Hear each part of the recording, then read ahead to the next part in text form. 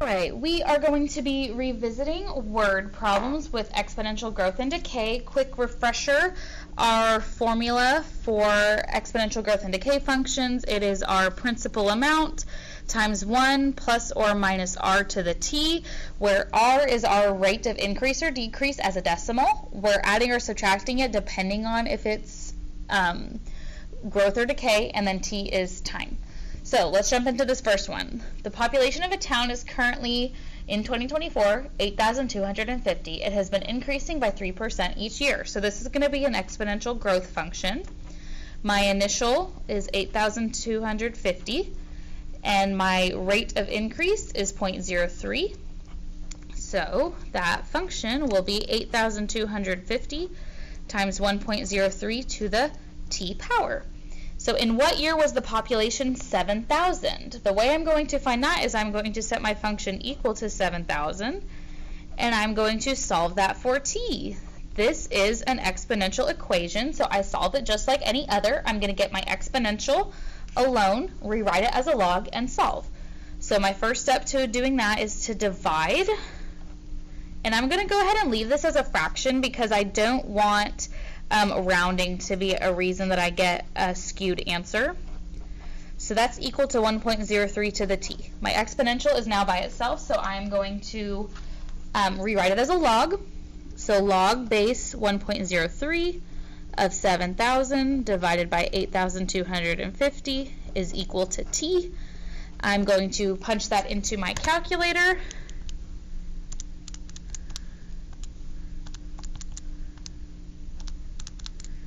And I get that t is going to be negative 5.5.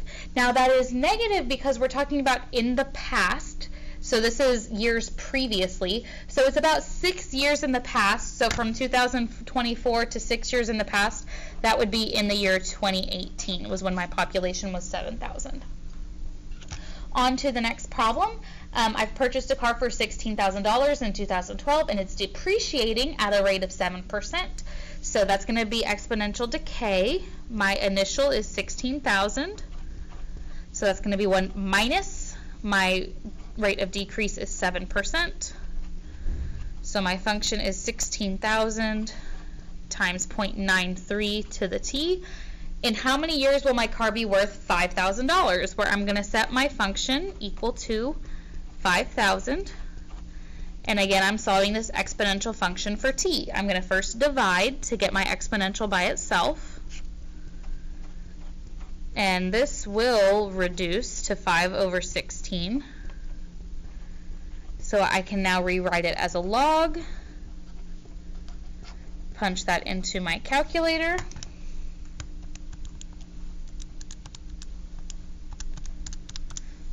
And that is going to be in about 16 years. So if I bought the car in 2012, that would be in 2028. Okay, last one. I have invested $10,000 in an account with 4.5% interest. How long will it take for the investment to double in value? So starting off by just writing my function, my initial is 10,000. I am increasing by 4.5%. So 10,000 times 1.045 to the t. When my investment is doubled, that means it's going to be worth 20,000. So solving that for t, I'm going to divide. And this becomes 2. So log base 1.045 of 2 is going to be equal to t. Again, I'm punching this into my calculator. And t is again going to be about 16 years. Alright, we are going to change gears just a little bit. We are going to do some more log and exponential equations, but now without a calculator. So we follow those same processes for log, which we're doing first. We're going to isolate the log, rewrite it as an exponential, and solve. So on this first one, I need to move the 3. So log of x is equal to 2. That log is alone, so I can now rewrite it as an exponential. My base, because it's not written, I assume to be 10. So 10 squared is equal to x, which means x is 100. On the next one, my log is already by itself, so I'm going to go ahead and write it as an exponential. 5 to the third equals 2x. 5 to the third is 125. So if I divide both of those by 2, I'm going to get 62.5 for my x. This next one, log again, already by itself. So 3 to the negative 2 equals 1/2 x. 3 to the negative 2 is 1/9. I'm going to multiply both of those by 2 to get x alone, and x is 2/9.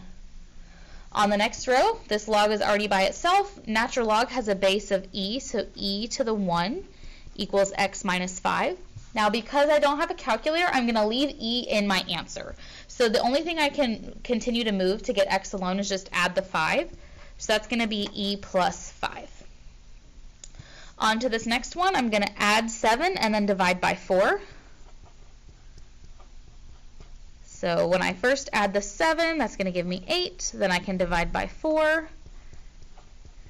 And that's going to give me 2. So 2 squared is equal to 16x. 4 is equal to 16x. Divide both of those by 16, and I'm going to get 1/4. Sorry, that was out of frame. For x.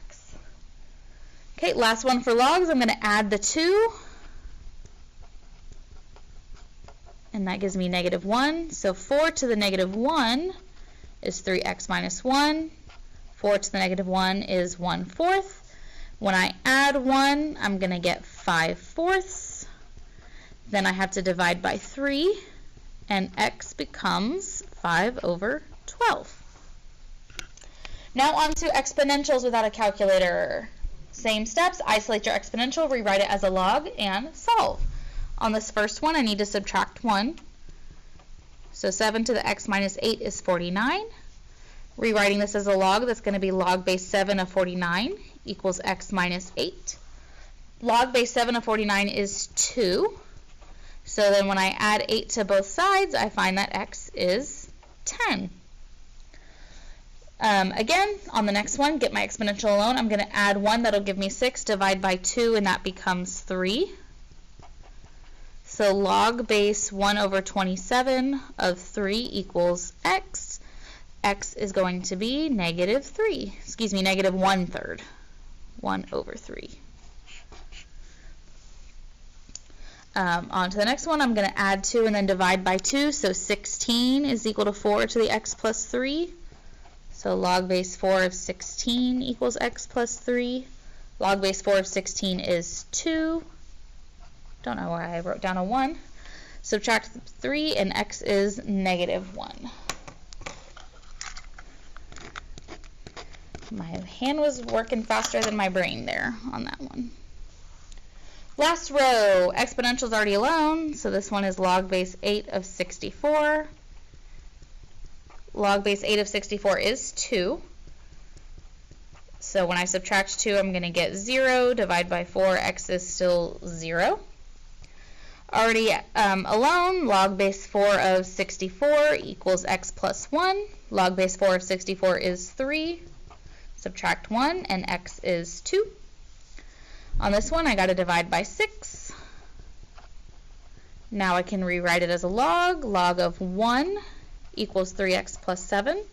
Log of 1 is 0. So once I'm there, I can subtract 7, divide by 3, and I get -7/3. And that wraps up our notes today. More solving exponential and log equations.